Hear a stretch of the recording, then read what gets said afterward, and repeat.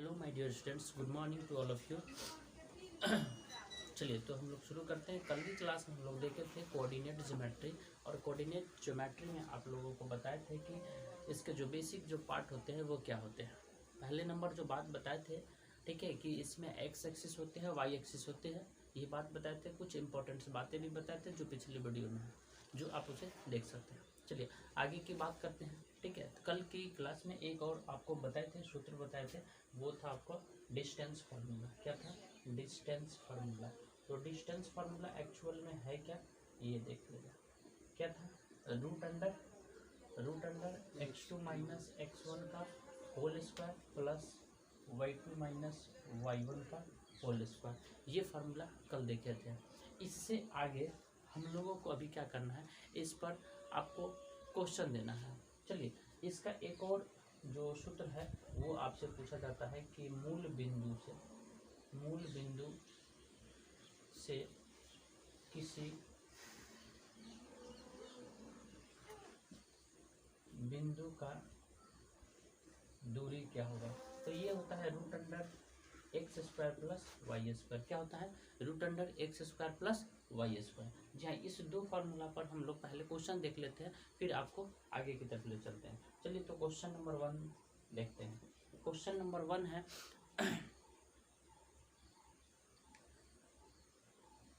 जैसे दिया गया है कि ए पॉइंट है कितना है, -1 3, और बी जो पॉइंट है वो है आपका -5 7।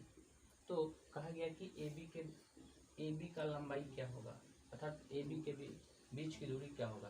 तो सॉल्यूशन क्या हो जाएगा, सॉल्यूशन क्या होगा, ए बी, और ए बी बराबर क्या हो जाएगा, root under x2 minus x1 का whole square plus y2 minus y1 का होल स्क्वायर। ध्यान दीजिएगा, यहाँ पर x2 माइनस x1, तो x2 और x1 है कहाँ, इसको आप मान लीजिएगा x1, इसको y1, इसको x2, इसको y2। ध्यान दीजिए यहाँ, तो x2 के जगह कितना है, -5 है, और x1 के जगह कितना है, माइनस है। ध्यान दो यहाँ पर ध्यान दो, x2 के जगह कितना है, -5, यहाँ लिख दिए -5।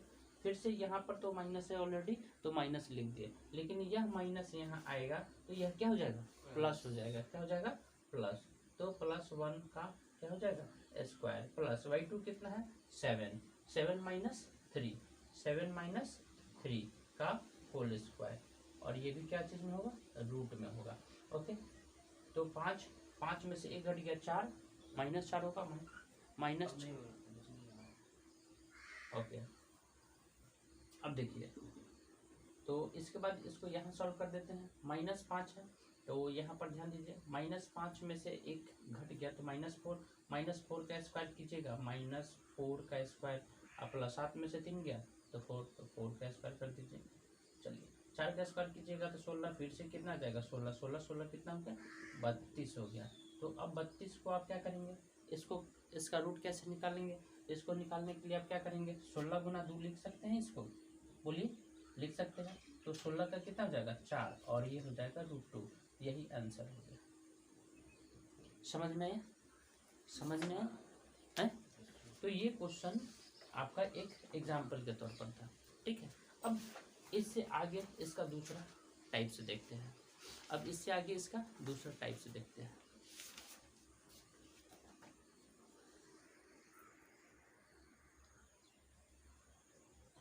देखिए, तो दूसरा जो क्वेश्चन है वो कहता है कि बिंदु ए cos थीटा ए sin थीटा का मूल बिंदु से दूरी सर्वदा एक ही होता है। मूल बिंदु से जो दूरी होता है सर्वदा एक ही होता है। इसको सिद्ध करके आपको दिखाना है। तो आपको अभी एक बात बताए हैं, क्या बताए हैं कि मूल बिंदु से दूरी क्या होता है, मूल बिंदु से दूरी क्या होता है, तो root under x square plus Y square होता है। तो यहाँ पर देखिए, ए cos थीटा दिया है, तो ए cos थीटा का क्या हो जाएगा, square, plus A sin theta का क्या हो जाएगा, स्क्वायर हो जाएगा। Okay, clear. अब देखिए, ए cos थीटा तो क्या हो जाएगा, A square cos square theta plus A square sin square theta, यही होगा ना। चलिए, यहाँ देखिएगा, अब इस दोनों में से ए स्क्वायर कॉमन कर दिए तो ए स्क्वायर और ये हो जाएगा cos square theta plus sine square theta. अब बताओ cos square theta plus sine square theta होता कितना है, ये ट्रिगोनोमेट्री में जानना है। कहाँ जानना है, ट्रिगोनोमेट्री में। चलिए इधर देख लेते हैं, कहाँ जानना है, ट्रिगोनोमेट्री में। अब बताओ root under A square cos square theta plus sine square theta, cos square theta plus sine square theta बराबर 1 होता है। क्या होता है, 1 होता है। तो ए स्क्वायर इंटू 1, तो अब ए स्क्वायर का वर्गमूल कितना आ जाएगा, ए आ जाएगा। कितना आ जाएगा, ए आ जाएगा। यही आपको सिद्ध करके दिखाने के लिए बोल रहा है कि सर्वत्र जो होगा वह एक ही होगा, ठीक है, जो मान कितना आएगा, ए आएगा, ठीक है, ओके।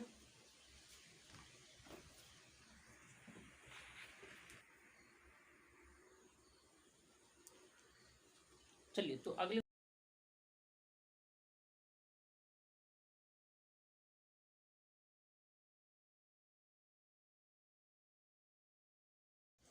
तो इस क्वेश्चन को समझ लीजिए, फिर से समझ लीजिए। ए दिया हुआ है, पॉइंट जो दिया है ए 5 है, बी जो है 3 है, ए बी का मान जो दे दिया है 8 दे दिया है, और सिद्ध करके दिखाना है कि ए बराबर 3 + - 2√15 होता है। देखिए तो आप क्या जानते हैं कि ए बी अर्थात ए बी बराबर क्या होता है, मतलब डिस्टेंस फार्मूला लगाना है। कौन सा फार्मूला लगाना है, डिस्टेंस फार्मूला, दूरी सूत्र लगाना है। दूरी सूत्र में क्या होता है कि root under x2 - x1 plus y2 - y1 का होल स्क्वायर। अब इस पर हम लोग अरेंज कर देते हैं, यह x1 हो गया, यह y1 हो गया, यह x2 हो गया, यह y2 हो गया। जैसे ही अरेंज करेंगे तो यहाँ ए बी का जो मान है वो कितना दे दिया है, 8 दे दिया है। x2 के जगह 3 हो गया और x1 के जगह a हो गया, प्लस y2 के जगह कितना है 3 और y1 के जगह 5। अब इसको जब सॉल्व किए तो देखिए यहाँ आ गया 8, ठीक है, और यह 3 - a का होल स्क्वायर प्लस 3 में से -5 किए तो -2 का होल स्क्वायर। अब यहाँ पर हमें रूट को क्या करना है, गायब करना है। तो रूट को जैसे ही गायब करेंगे तो क्या हो जाएगा, यहाँ पर देखिए दोनों तरफ स्क्वायर करने पर अर्थात दोनों तरफ वर्ग करने पर, दोनों तरफ जैसे ही वर्ग करेंगे तो यहाँ पर क्या हो जाएगा, ये 8 का स्क्वायर हो जाएगा। अब इस पर जब वर्ग करेंगे, इसका जब हम स्क्वायर लिखेंगे तो स्क्वायर और रूट क्या हो जाता है, कैंसिल हो जाता है, ठीक है। तो हम इसको डायरेक्ट रिमूव कर दिए हैं, तो 3 - a का होल स्क्वायर प्लस ये 2 का स्क्वायर कितना हो गया, 4। कितना हो गया, 4। अब इससे आगे बढ़ते हैं, ध्यान दीजिए यहाँ, तो ये देखिए यह 8 का स्क्वायर कितना हो जाएगा, तो 64। ये प्लस में 4 है, इधर आएगा तो माइनस में 4। यहाँ 3 - a है तो 3 - a का होल स्क्वायर। 64 में से 4 घट गया, कितना बचेगा, 60, ठीक है। और यह 3 - a का होल स्क्वायर। अब ध्यान दीजिएगा यहाँ, अब 3 - a का होल स्क्वायर पहले लिख दिए, ये 60 है तो स्क्वायर हटाएंगे तो इधर जाएगा तो क्या चढ़ेगा, रूट चढ़ेगा, तो रूट चढ़ गया। अब 60 का रूट निकालेंगे तो कितना जाएगा, 15 × 4 अर्थात 2√15 आ जाएगा। कितना जाएगा, 2√15। अब देखिए यहाँ 3 - a है, 3 - a बराबर कितना है, 2√15। अब इसको आप ऐसे लिख सकते हैं, यहाँ पर लिख देते हैं a बराबर क्या हो गया, देखिए a बराबर क्या हो जाएगा, तो a इस साइड में है, ये माइनस में, इधर आएगा तो प्लस में, तो प्लस में जाएगा तो a बराबर क्या हो जाएगा, तो 3 और प्लस माइनस 2√15 हो जाएगा। और यही आपको सिद्ध करना था, जी हाँ यही आपको सिद्ध करना था, यह प्रूफ हो गया। ओके, क्लियर हो गया। चलिए आगे की तरफ बढ़ते हैं, अगले क्वेश्चन पर चलते हैं।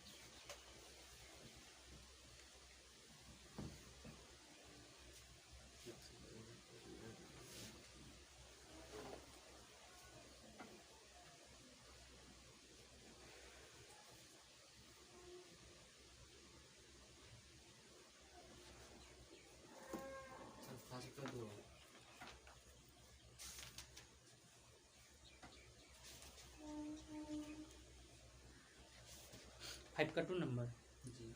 अब देखिए यहाँ पर आपको कुछ निर्देशांक दिए गए हैं 5 के 2 नंबर में, 5 के 2 नंबर में कुछ आपको निर्देशांक दिए गए हैं, और वो जो है 2 - 2 8 4 5 7 -1 1 हो तो सिद्ध करें कि ए बी बराबर सी डी। इसमें क्या करना है, इसमें क्या करना है, 4 पॉइंट दिए गए हैं, ए है, बी है, सी है, डी है, सबका जो है कोऑर्डिनेट दिया गया है 2 - 2 2 - 2, ठीक है, 8 4 नेक्स्ट है 5 7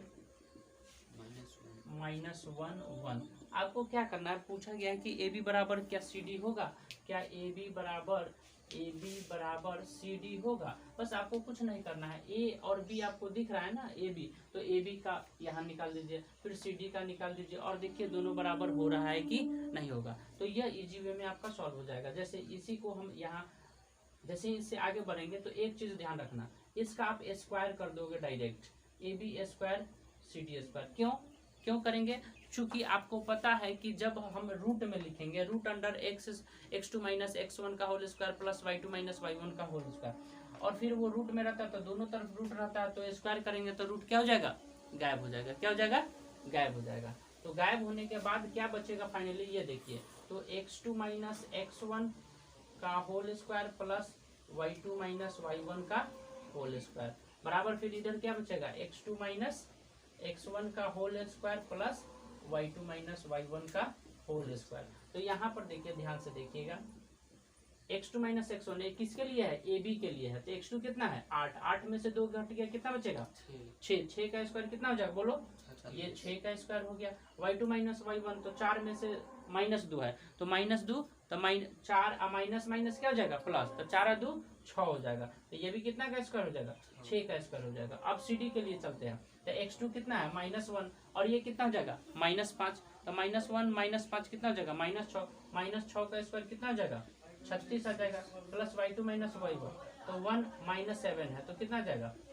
1 -7, तो फिर -6 आएगा। ओके, तो कुल मिलाकर के देखिए, तो 6 का स्क्वायर कितना हो गया?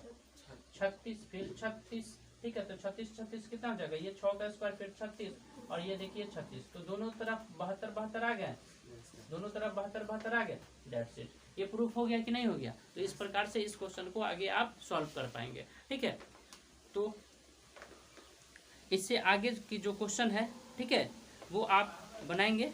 ठीक है, फिर अगले वीडियो में मैं आपको इसके आगे के क्वेश्चन कराऊंगा। इससे पहले कुछ आपको प्रॉपर्टीज बताना है, जो आगे इससे आगे जो भी क्वेश्चन सॉल्व करेंगे उसमें आपको मदद करेंगे। तो कुछ प्रॉपर्टीज आप समझ लीजिए। ये क्वेश्चन था, ठीक है, आप 1 से 11 तक सॉल्व कर सकते हैं इजी वे में। कुछ प्रॉपर्टीज समझ लीजिए।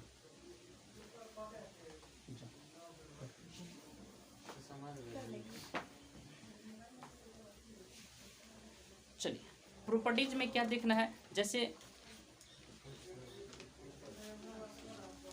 आप ध्यान दीजिएगा, सपोज कीजिए कि यह एक ट्रायंगल है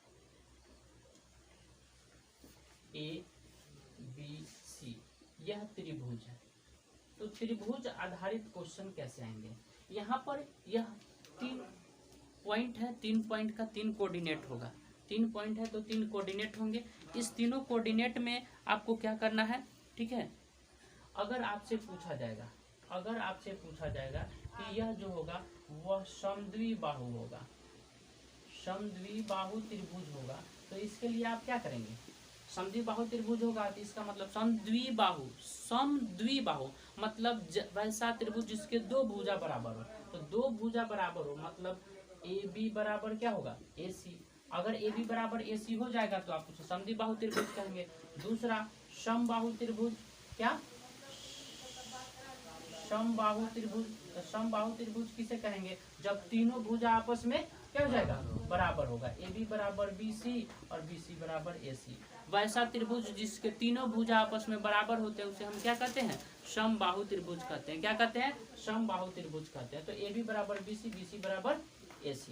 तीसरा जो इसमें बात आएगा वो क्या होगा? विषम बाहु त्रिभुज। क्या होगा? विषम बाहु त्रिभुज। तो विषम बाहु त्रिभुज में क्या आएगा? ध्यान से देखिएगा,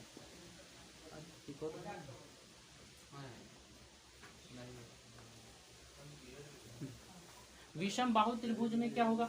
जब तीनों भुजा आपस में बराबर नहीं होंगे, तीनों भुजा आपस में बराबर नहीं होंगे, कोई भी भुजा एक दूसरे के बराबर नहीं होगा। तो जब बराबर नहीं होगा तो उसे हम क्या कहेंगे? AB बराबर does not equal to BC does not equal to AC।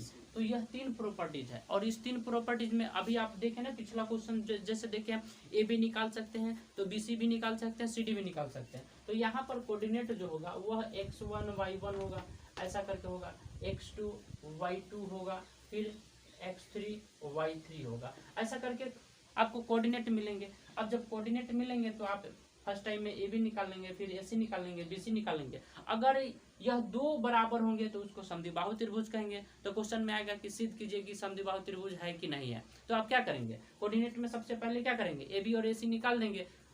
आप क्या करेंगे, दो ही नहीं निकालेंगे, तीनों निकालेंगे। तीनों में से अगर दो इक्वल हो गया तो उसको क्या बोलेंगे, समबाहु त्रिभुज बोले, समद्विबाहु त्रिभुज बोलेंगे। जब तीनों इक्वल हो जाएगा तो क्या बोलेंगे, उसे समबाहु त्रिभुज बोलेंगे। अगर कोई इक्वल हुआ ही नहीं तो उसे क्या बोलेंगे, विषमबाहु त्रिभुज बोलेंगे। क्या बोलेंगे, विषमबाहु त्रिभुज।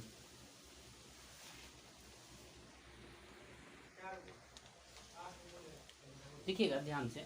तो यहाँ पर अब हम लोग देखेंगे कि यह समकोण त्रिभुज में कैसे काम करते हैं। अभी अभी जो बताया वो भुजा के आधार पर था। अब कोण के आधार पर एक आपसे पूछा जाता है, वो है समकोण त्रिभुज। समकोण त्रिभुज में क्या होते हैं, यहाँ पर देखिए ये समकोण त्रिभुज है, ठीक है, इसको राइट एंगल ट्रायंगल बोलते हैं। इसमें क्या होता है, कोई ना कोई एक कोण जो होगा वो कितने डिग्री का होगा, 90 डिग्री का होगा। कोई जो कोण होगा, कोई एक कोण कितने डिग्री का होगा, 90 डिग्री का होगा। इस 90 डिग्री में सपोज कीजिए कि यह बी जो है वो 90 डिग्री है, तो बी 90 डिग्री होगा तो इसके सामने क्या होता है, कर्ण होता है। और कर्ण का स्क्वायर अन्य दो भुजाओं के वर्गों के योग के बराबर होता है। कर्ण का स्क्वायर अन्य दो भुजाओं के वर्गों के योग के बराबर होता है। यह कौन से प्रमेय के आधार पर है, तो पाइथागोरस प्रमेय के आधार पर है। तो ए सी स्क्वायर बराबर क्या हो जाएगा, A B square plus B C square. दूसरा जो बात करते हैं, अगर यह कोण 90 डिग्री हो गया, ठीक है, यह कोण 90 डिग्री हो गया तो आप क्या करेंगे, तो यहाँ पर लिखेंगे ए बी स्क्वायर बराबर, ठीक है, A C square plus B C square, ठीक है। अगर यह कोण जो है वो 90 डिग्री हो गया तो आप क्या करेंगे, ए सी स्क्वायर बराबर A B square plus A C square. तो यह तीन अलग अलग टाइप से निकल के आ गए। तो जब आपको क्वेश्चन दिया जाएगा तो इस टाइप से आप इसे क्या करते हैं, चेक कर लेंगे। चेक करने के बाद अगर यह इस मान को प्रूफ करता है तो हम उसे क्या कहेंगे कि यह समकोण त्रिभुज है। कौन सा त्रिभुज है, समकोण त्रिभुज। अन्यथा उस त्रिभुज अगर इस रूल्स को फॉलो नहीं करेंगे तो वो समकोण त्रिभुज नहीं होगा। तो ये सिद्ध करने के लिए क्वेश्चन आएंगे, ठीक है। तो और एक और बात बता देते हैं, संरेख पॉइंट। क्या बता देते हैं, संरेख पॉइंट। ये संरेख पॉइंट क्या होते हैं, ध्यान दीजिएगा।